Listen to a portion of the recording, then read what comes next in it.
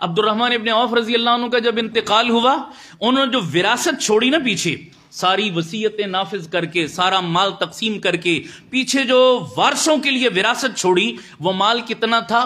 3 ارب 10 کروڑ 20 لاکھ دینار۔ میں نے بتایا ابھی 1 دینار 4 ماشے سونا، 3 ارب 10 کروڑ 20 لاکھ دینار، یہ تو کیش چھوڑا تھا انہوں نے جناب۔ اس کے علاوہ جو زمینیں تھی، جو پراپرٹی تھی، وہ اس کے علاوہ تھی۔ اس کے علاوہ جناب 1000 اونٹ، 1000 گھوڑے، 10,000 بکریاں، 1000 اونٹ ہر بیوی کے ترکے کے اندر انہیں ملے۔ حالانکہ بیوی کا حصہ مال میں کتنا ہوتا ہے؟ 8واں ہوتا ہے۔ جب 8واں حصہ بیوی کو اتنا مل رہا ہے تو خود سوچئے باقی مال کا لیول کیا ہوگا جناب۔ اس کے علاوہ جو سونا تھا، سونا اتنی ٹھوس اجناس کی شکل میں، جس کو کہہ لیں آپ سونے کی ٹائلیں کہہ لیں یا سونے کی اینٹیں کہہ لیں یا کوئی اور ٹھوس شکل کہہ لیں سونے کی، جب حضرت عبد الرحمن ابن عوف کی وراثت کو تقسیم کرنا شروع کیا گیا جناب، تو فجر کے بعد کلہاڑوں سے وہ سونے کے ٹائلوں کے ٹکڑے کرنے اور کاٹنا شروع کیا گیا۔ ظہر کا وقت ہو گیا اور وہ سونے کی ڈلیاں تقسیم نہ ہو سکی جناب، کلہاڑیوں سے کاٹا گیا اسے۔ اتنا مال اللہ تعالیٰ نے نوازا۔ پتا چلا جب مسلمان اللہ کا ہو کر تجارت کرتا ہے، اللہ دین تو جھولی میں ڈالتے ہیں، دنیا بھی اتنی ڈالتے ہیں انسان تصور نہیں کر سکتا۔ عبد الرحمن ابن عوف نے عجیب بات کی، انہوں نے فرمایا لوگوں میں تمہیں اپنی تجارت کے اصول بتاتا ہوں، آپ یہ سنیے گا ذرا۔ اس لیول کا تاجر، آج تو لوگ کہتے ہیں نا جی جھوٹ کے بغیر مارکیٹ میں نظام نہیں چل سکتا، سود کے بغیر نظام نہیں چل سکتا، 2 نمبر مال کو 1 نمبر جب تک کہہ کے نہ بیچے ہم کامیاب نہیں، ہم تو فلاپ ہیں، ہمیں بوریا بسترا گول کرنا پڑے گا۔ یاد رکھیے میرے نبی کے زمانے میں بھی مارکیٹ میں سود تھا یا نہیں تھا؟ بولو بھائی، سٹا تھا یا نہیں تھا؟ اجارہ داری تھی یا نہیں تھی؟ سرمایہ دارانہ نظام تھا یا نہیں تھا؟ وہ تمام خامیاں موجود تھی اس زمانے میں بھی، لیکن کیا وجہ ہے کہ ساری خامیوں کے باوجود ایک مسلمان تاجر میرے نبی کے زمانے میں مارکیٹ میں سروائیو کر گیا؟ آج کا تاجر کیوں سروائیو نہیں کر سکتا؟ آج کا تاجر کیوں کہتا ہے میں فلاپ ہو جاؤں گا؟ جناب میری مجبوری ہے سودی نظام کو اپنانا، میری مجبوری ہے بددیانتی، خیانت اور کرپشن کرنا۔ حالانکہ یہ ساری رکاوٹیں تو صحابہ کے سامنے بھی تھی۔ عبد الرحمن ابن عوف کیسے سروائیو کر گئے؟ سنیے، عبد الرحمن ابن عوف کہنے لگے میری تجارت کا پہلا اصول کیا اصول ہے جناب، جس کے بدلے میں اللہ تعالیٰ نے مجھے اتنا نوازا؟ میری تجارت کا پہلا اصول یہ تھا کہ میں نے کبھی قرض پر مال نہیں لیا۔ پہلا اصول کیا ہے؟ بڑے غور سے سننا، کیا ہے؟ سارے بولو، سارے بولو۔ کبھی قرض پر مال، کبھی کریڈٹ پر مال۔ دوسرا اصول میری تجارت کا، قرض پر بیچا بھی نہیں، نقد لیا نقد بیچا، یہ میری تجارت کا شروع سے اصول رہا ہے۔ اچھا بھائی، آج مارکیٹ میں سب سے بڑا پرابلم کیا ہے؟ بولو جی تاجر بھائیو بولو، آپ تو بہتر سمجھتے ہو۔ سب سے بڑی ٹینشن، سب سے بڑی پریشانی، سب سے بڑی دھوکے کا سبب، ایک ساتھی مجھے کہنے لگے جی، ایک جگہ وہ کہنے لگے جی کہ ہمارے ہاں آپ تاجروں کو ترغیب دیں، یہ وعدے کی پابندی نہیں کرتے، یعنی جو کمٹمنٹ کی ہوتی ہے کسی بھی پارٹی سے، کسی بھی گاہک سے، یہ وعدے کی پابندی نہیں کرتے اکثر۔ لارے اس معذرت کے ساتھ سب کی بات نہیں کر رہا، عمومی بات کر رہا ہوں، مارکیٹ کا رجحان ہے جناب جی، وعدے کی پابندی نہیں، لارے لپے ادھر کی ادھر لگائی، ادھر کی ادھر، بس ٹرک کی بتی کے پیچھے 50 بندوں کو لگایا ہوتا ہے جناب، وعدے کی پابندی نہیں۔ اب میں بتانے لگا ہوں، میں نے کہا بھائی مارکیٹ میں آپ قرض کو ختم کر دو، آپ کے وعدوں کی پابندی خود بخود شروع ہو جائے گی۔ سارے لارے لپے کیوں ہوتے ہیں؟ جھوٹ بولنے کی نوبت کیوں آتی ہے؟ آپ نے قرض پکڑے ہوئے ہوتے ہیں جناب۔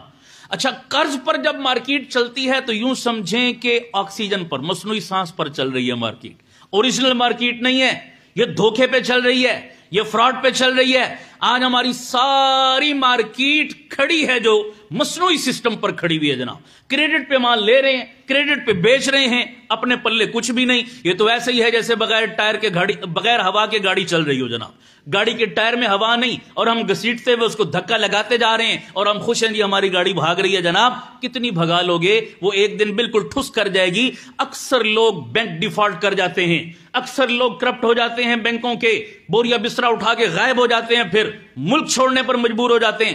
قتل ہو جاتے ہیں، گولی کا نشانہ بن جاتے ہیں، ان سب کا کھرا تلاش کرو گے تو وہ لالچ میں آ کر جو کریڈٹ سے اور قرض سے انہوں نے کاروبار شروع کیا تھا، جس وجہ سے ان کو نتیجہ یہ بھگتنا پڑتا ہے۔ عبد الرحمن ابن عوف کہہ رہے ہیں میں نے لیا بھی قرض پر اور لیا بھی نقد پر اور بیچا بھی نقد پر، دونوں جگہ کبھی قرض اور ادھار کا معاملہ، یہ میری تجارت کے پہلے دو اصول۔ اچھا یاد رکھیں، میں حدیث یاد آ گئی، نبی پاک صلی اللہ علیہ وسلم نے فرمایا، علماء موجود ہیں، میرے نبی برے سے برا مسلمان ہوتا، گناہگار سے گناہگار، نافرمان سے نافرمان، اپنے امتی کی نماز جنازہ پڑھتے تھے، مکروز کی نماز جنازہ میرے مصطفیٰ نہیں پڑھتے تھے۔ کیوں حضرت؟ جس بندے پر قرض ہوتا اور اس کا جنازہ آ جاتا، رحمت والا میرا نبی، رحمت والا نبی، حضور پوچھتے تھے پہلے اس پر قرض تو نہیں ہے، اگر بتایا جاتا کہ اس پر قرض ہے، حضور کسی اور کو آگے کرتے، تم نماز جنازہ پڑھا دو، میں نہیں پڑھاؤں۔ مقصد کیا تھا؟ میں یہ فتویٰ نہیں دے رہا، یہ میں نہیں کہہ رہا کہ قرض لینا ناجائز ہے، قرض لینا گناہ ہے، قرض لینا حرام ہے، میرے نبی نے بھی قرض لیا ہے، میرے مصطفیٰ نے خود قرض لیا نجی طور پر، ذاتی طور پر، یہ فتویٰ میں ہرگز نہیں دے رہا۔ پھر میرے نبی نے یہ کیوں کیا کہ مقروض کی نماز جنازہ نہیں پڑھائی؟ اس لیے نہیں پڑھائی تاکہ اس فعل کی حوصلہ شکنی کی جا سکے۔ یہ فعل اچھا فعل، یعنی جائز ہونے کے باوجود قرض لینا جائز ہے، جائز ہونے کے باوجود یہ نبوت کی نظر میں اچھا فعل، بولو سارے، اس فعل کی شناعت اور قباحت اور مذمت اور نفرت تاکہ لوگوں کے دل میں بیٹھ جائے، تو حضور فرماتے یا تو کوئی بندہ کھڑے ہو کے کہہ دیتا یا رسول اللہ میں اس کا قرض ادا کروں گا، تو حضور نماز جنازہ پڑھا دیتے، ورنہ میرے مصطفیٰ نماز جنازہ نہیں پڑھاتے۔ ایک موقع پر میرے مصطفیٰ تشریف فرما ہے اور بڑی غم زدہ حالت میں ہیں، اور آپ بڑی بے چینی کے عالم میں فرما رہے ہیں، اوہ ہو، اس قسم کے آواز اپنی زبان سے نکال رہے ہیں۔ صحابہ بڑے پریشان ہوئے، یا رسول اللہ اتنے غم زدہ اور اتنی غمناک آواز آپ کے منہ مبارک سے ہم نے سنی، خیریت تو ہے؟ میرے آقا نے فرمایا جبرائیل امین میرے پاس تشریف لائے، اور جبرائیل امین نے فرمایا کہ یا رسول اللہ ایک شخص اللہ کے رستے میں شہید ہو جائے، شہادت کوئی تھوڑا مقام تو نہیں ہے، ایک شخص اللہ کے رستے میں شہید ہو جائے، پھر زندہ کیا جائے، پھر شہید ہو جائے، لیکن اگر اس پر قرض ہے تو وہ شہید ہونے کے باوجود جنت کی خوشبو بھی نہیں سونگھ سکے گا۔ شہادت کچھ چھوٹا عمل تو نہیں ہے یارو، منہ سے کہنا آسان ہے، جان دے رہا ہے اللہ کے دین کے لیے، لیکن اگر قرضدار مرا تھا تو شہید کے علماء سے پوچھئے، شرعی مسئلہ بھی یہ ہے، اور میرے نبی کا فرمان، شہید جب شہید ہوتا ہے جسم سے خون کا پہلا قطرہ زمین پہ آنے سے پہلے اللہ زندگی بھر کے گناہوں کو معاف فرما دیتے ہیں، الا الدین۔ کیوں جی؟ سوائے قرض کے ہر گناہ معاف ہے، قرض تو شہید سے بھی معاف نہیں ہوگا۔ یہ ایسی ظالم چیز ہے، اللہ ہم سب کی حفاظت فرمائے، آمین کہہ دو سارے۔ تو خیر باتیں اس پر بہت ہو سکتی ہیں، میرے نبی نے فرمایا یہ چیز مارکیٹ سے ختم کر دو، تمہاری مارکیٹ بالکل اپنی طبی حالت پر آ جائے گی، اور جب طبی حالت پر آ جائے گی سارے رولے رب پہ ختم ہو جائیں گے جناب۔ تیسرا اصول عبد الرحمن ابن عوف فرمانے لگے، میری تجارت کے لوگوں تیسرا اصول یہ ہے، میں نے کبھی زیادہ نفع کے لالچ میں اپنا مال روک کر نہیں رکھا۔ آج جو سب سے زیادہ یہ مارکیٹ میں آج کل بھی دیکھو آٹا شارٹ ہے، خدا کی قسم لوگ مر رہے ہیں لائنوں میں، پیسے لے کر کھڑے ہیں، آٹا نہیں مل رہا، لوگ دھکے کھا کھا کے دم گھٹنے سے مر رہے ہیں، نوبت کیا آج کل بھی کرنٹ یہ چل رہا ہے۔ آپ کیا سمجھتے ہیں آٹا ختم ہے؟ مانا قلت ہے، لیکن اتنی نہیں ہے کہ یہ نوبت آئے۔ یہ چند ذخیرہ اندوز، چند بدماش، چند بد فطرت لوگ وہ کیا کر رہے ہیں؟ وہ احتکار سے کام لے رہے ہیں، وہ ذخیرہ اندوزی سے کام لے رہے ہیں، انہوں نے مارکیٹ کا مال اٹھا کر سٹاک کر لیا جناب، وہ سانپ بن کر بیٹھے ہیں، وہ مارکیٹ تک، عام تاجر تک، چھوٹے لیول کے تاجر اور دکاندار تک مال نہیں پہنچنے دے رہے۔ شارٹیج ہے کہ کل مال شارٹ ہوگا تو ہم کیا کریں گے؟ مہنگے داموں بیچیں گے جناب۔ فرمانے لگے مجھے اگر ایک چیز پر تھوڑا سا بھی نفع ملا میں نے فوراً سے پہلے وہ چیز نکال دی، میں نے زیادہ نفع کے لالچ میں کبھی مال روک کر نہیں رکھا۔ دیکھ لو عبد الرحمن ابن عوف کی میں مالداری کی ایک جھلک آپ کو بتا چکا ہوں جناب، اللہ نے نوازا کتنا۔ تجارت کا بنیادی مطمع نظر کیا ہونا چاہیے؟ ابھی مولانا ہارون صاحب بھی فرما رہے تھے نا، یہ یاد رکھنا، ایک بڑی قیمتی بات کہنے لگا ہوں۔ ایک تاجر کی نیت کیا ہونی چاہیے تجارت کرتے وقت؟ صرف یہ اپنی جیب بھر لوں، اپنا بینک بیلنس بڑھا لوں، اپنی کار کوٹھی بنگلہ بنا لوں؟ نہیں، یہ فاسد نیتیں، یہ تو بننی ہے۔ آپ نیت کیا کرو، یا اللہ میں دکان شروع کر رہا ہوں، میں کاروبار شروع کر رہا ہوں، میرے اپنے ذاتی مفاد کے ساتھ ساتھ ایک بڑی نیت یہ ہے میں تیرے بندوں کے نفع اور بھلائی کے لیے یہ کام کروں گا۔ میں کس کے لیے کروں گا؟ تیرے بندوں کی۔ خیر الناس من ينفع الناس، میرے نبی نے فرمایا تم میں سب سے بہترین وہ ہے جو لوگوں کے حق میں بہترین ہے، وہ سب سے اچھا بندہ ہے، سب سے بہترین وہ بندہ ہے جناب جو لوگوں کے حق میں اچھا ہے۔ اس لیے لوگوں کی بھلائی سوچو یار، میں مال روک لوں گا، اگر یہ غریب لوگ کدھر جائیں گے؟ یہ 3-3 ہزار روپے کا تھیلا کہاں سے خریدیں گے یار؟ میرے بس میں جتنا ہے میں تو ان کو دوں، میں تو کسی غریب کی دعا لگ جائے گی، اللہ کی قسم میری تجارت کا مقصد پورا ہو جائے گا۔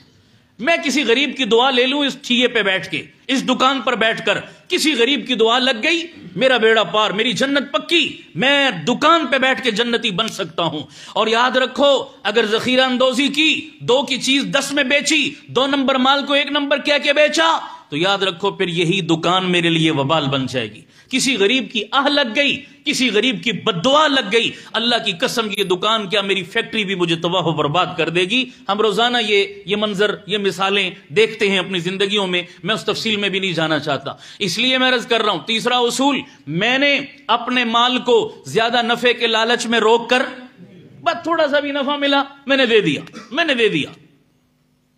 اور چوتھی چیز، عبد الرحمن ابن عوف کہنے لگے لوگو اللہ کی قسم میں نے اپنے مال کے عیب کو کبھی اپنے گاہک سے چھپایا نہیں، میں نے اپنے مال کے عیب کو کبھی اپنے گاہک سے بولو کبھی چھپایا نہیں۔ تو جھوٹی قسمیں کھا کے لوگ بیچ رہے ہوتے ہیں 2 نمبر چیز کو جناب، کہ اس سے اچھی چیز ہے ہی کوئی نہیں، سب سے بڑی چیز۔ اچھا میں حیران ہوتا ہوں، معذرت کے ساتھ ایک عمومی بات بھی عرض کروں، کوئی کہتا ہے جناب نواز شریف کرپٹ ہے، کوئی کہتا ہے عمران خان کرپٹ ہے، کوئی کہتا ہے زرداری کرپٹ ہے۔ معذرت کے ساتھ ہم اپنے گریبان میں بھی ذرا جھانکیں، کیا خیال ہے بھائی؟